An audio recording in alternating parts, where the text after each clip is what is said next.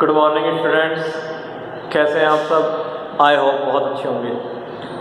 Last time पे हमने परम त्रुटि, माध्य परम त्रुटि, आपेक्षिक त्रुटि और प्रतिशत त्रुटि की बात की थी। अब एक क्वेश्चन इसका देख लेते हैं, ठीक है ना, फिर आगे बात करेंगे। क्वेश्चन में लिख रहा हूँ, इधर देखना।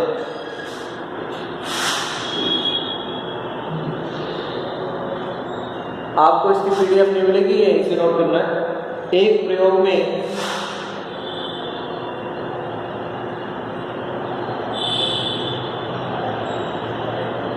पानी का अपवर्तनांक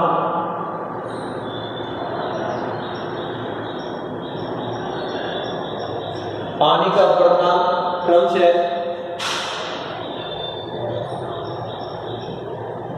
1.29, 1.33, 34, 35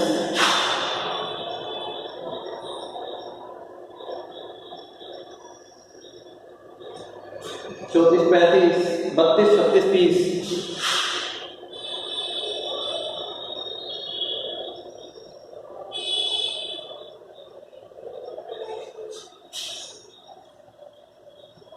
और 1.33 प्राप्त हुआ।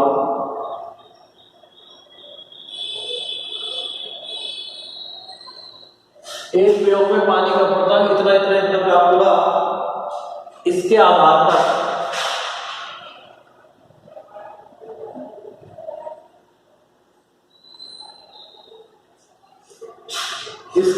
पर माध्य त्रुटि,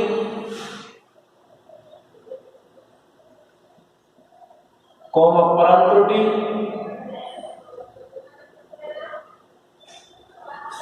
प्रतिशत त्रुटि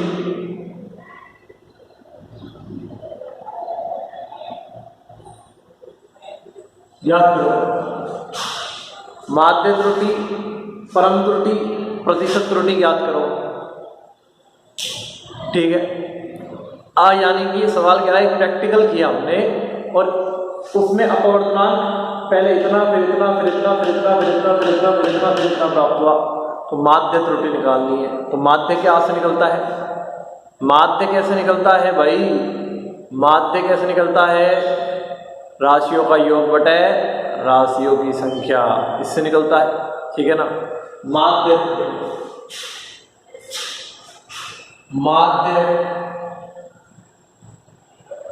मान अपवर्तनांक होता है म्यू। अपवर्तनांक क्या होता है? म्यू। ये म्यू है, म्यू मैं लिख देता हूं यहाँ साइड में। अपवर्तनांक म्यू होता है। अपवर्तनांक किससे प्रदर्शित करते हैं? म्यू से। अपवर्तनांक को म्यू से प्रदर्शित करते हैं। तो माध्य मान क्या हो जाएगा? ये पहला वाला मान है, ये दूसरा, ये तीसरा, चौथा, पांचवा, छठा, सातवां, आठवां, इन सभी को जोड़ देंगे तो माध्य मान हो जाएगा म्यू या म्यू एम। माध्य मान हो गया म्यू माध्य, और वो आ गया कितना? इन सभी को जोड़कर 8 का भाग दे देंगे। अरे माध्य ऐसे तो नहीं होता है। माध्य कैसे निकलता है? 8 को जोड़ के 8 का भाग दे देंगे। राशियों का योग बटे राशियों की संख्या, तो इन सभी को जोड़ देंगे।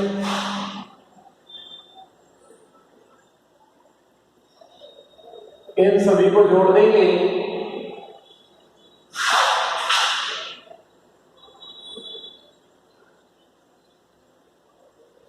और 8 का भाग दे दो, तो ये तो निकल गया माध्य। अरे जोड़ के भाग दे दो और ये आ रहा है तुम्हारा 1.33, तो माध्य मान आ गया। अब परम त्रुटि निकालनी है। परम त्रुटि, और मैंने कल ही कहा था परम त्रुटि माध्य मान आता है, वही वास्तविक मान आता है। और प्रेक्षित मान कौन कौन से हैं? ये 8 प्रेक्षित मान है।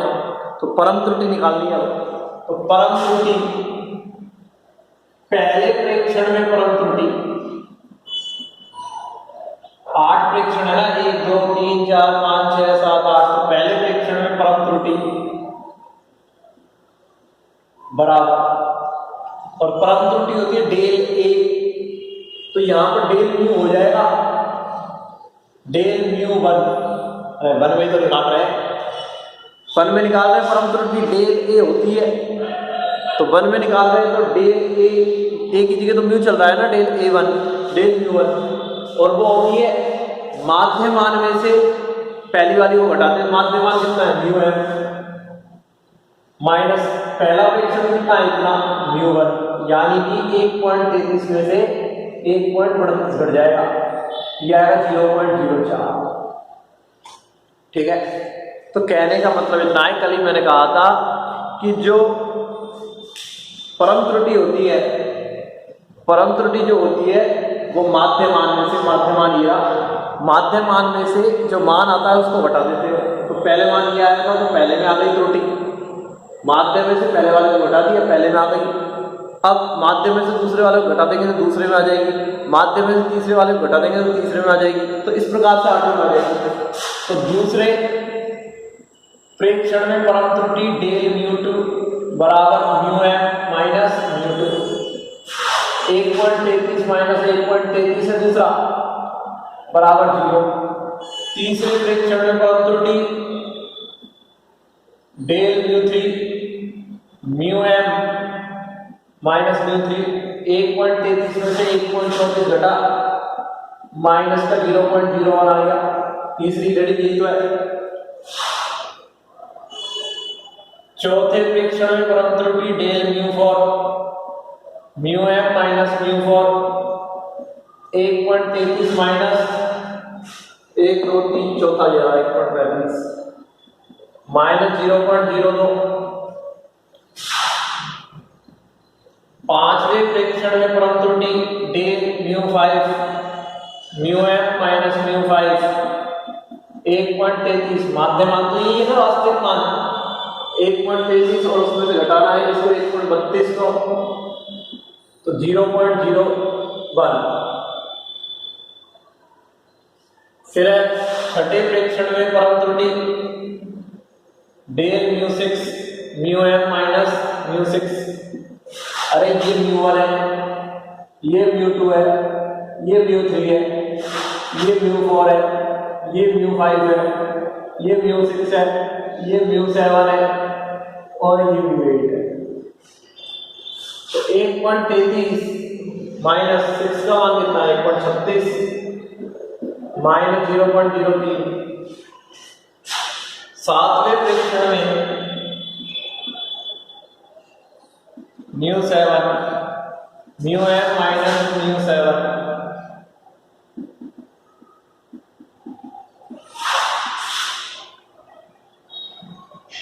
ये आ गया प्लस के 0.03। और आठवें प्रेक्षण में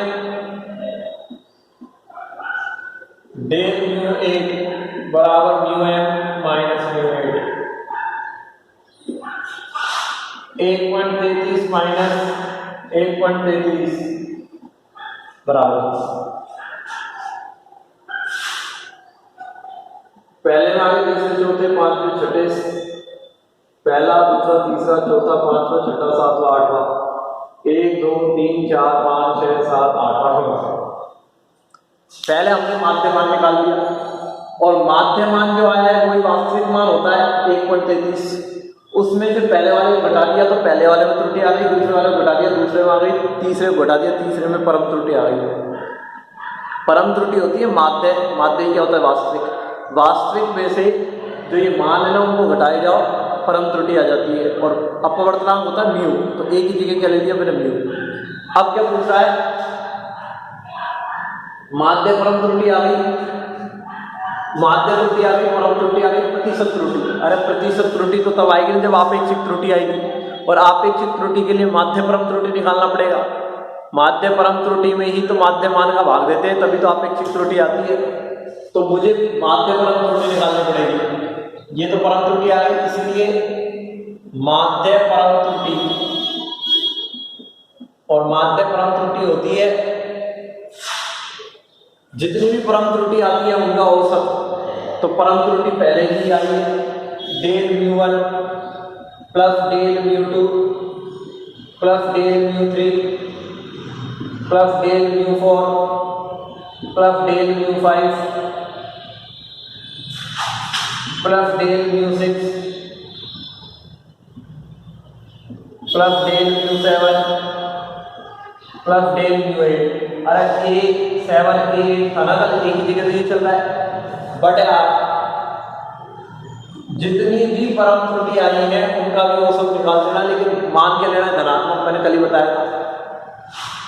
तो ये आ जाएगा माध्य परम त्रुटि डेल म्यू बार,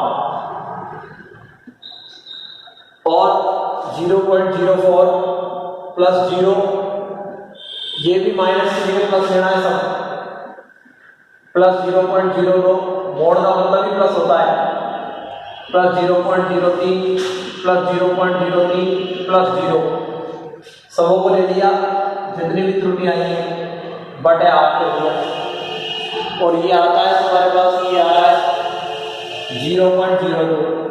ये माध्य परम त्रुटि आ गई। जितनी भी परम त्रुटि आई है, जितनी भी परम त्रुटि आई है उनमें सभी को क्या कर दिया है, ऐड करके, जो ऋणात्मक है उनको भी धनात्मक लेना है, ऐड करके कितनी संख्या है 8 का भाग दे दिया, तो माध्य परम त्रुटि आ गई। उसके बाद तो आपको निकालना है आपेक्षिक त्रुटि, इसलिए आपेक्षिक त्रुटि इधर देखना, इसके बाद आपेक्षिक त्रुटि निकलेगी। आपेक्षिक त्रुटि होता है माध्य परम त्रुटि, और माध्य परम त्रुटि ये रही डेल म्यू बार बटे माध्यमान। माध्यमान कितना है, डेल म्यू, म्यू एम, माध्यमान है म्यू एम। ये तो है माध्य परम त्रुटि, और ये है बटे में माध्यमान। अरे यही तो फॉर्मूला बताया था कल मैंने आपेक्षिक त्रुटि का। तो डेल म्यू बार की वैल्यू तो आई है 0.02, और माध्यमान कितना आया है 1.33, तो आपेक्षिक त्रुटि आ गई है। इसको सोल्व कर रहे हैं तो ये आ रही है 0.015, इसलिए प्रतिशत त्रुटि निकालनी है, प्रतिशत त्रुटि निकालनी है ना, तो ये हो जाएगा आपेक्षिक त्रुटि गुणा 100%। कल ही बताया था, आपेक्षिक त्रुटि को 100% से गुणा कर दो, प्रतिशत त्रुटि आ जाती है।